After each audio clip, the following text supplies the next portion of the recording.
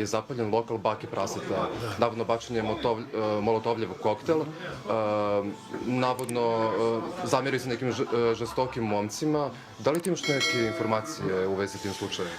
U vezi toga, Baka Prase je otvorio na 15 metara od mene lokal u Vojvode Stepe i 100 puta sam dobio gadne poruke, pošto si u dupetu Željku Mitoviću, upali mu sada lokal, uništi mu lokal, praviti konkurenciju. Naprotiv, kada su došli tu klinci kod njega u lokal, svako ko nije mogo da čeka svratio je kod mene, indirektno mi je samo i povećao promet, tu su momci dole, jednom je jedan rekao, kaže, ti si non stop tu, a Bake Prase nema nigde. Ja kažem, evo ti ga gore, on kaže, gde gore i gleda, a piše kod bake, evo, pa ti si kod bake, tu ti je baka. I kako sudbinu predviđaš Bake Prasetu i njegovom biznisu?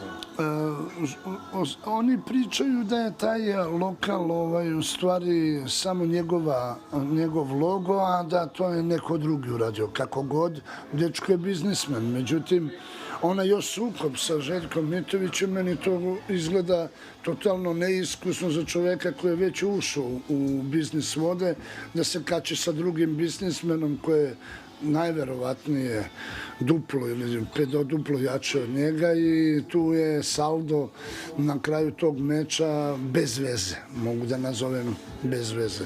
I ja nikad mu ne bih preporučio da se ali za ovaj lokal, hoću da kažem, da su mi mnogi sinoć napisali ti si mu zapalio zbog konkurencije, ovo ono. Nemam nikakve veze s tim, neumesno. Što misliš ko stoji za toga? Samo za kraj moramo da se... Sigurno se zamerio, nekome gadno odgovorio preko interneta, ima dosta tih ljudi, ili nekome je stvarno konkurencija u tom kraju, pa ko vela, ajde skoro. Ali tebi nije.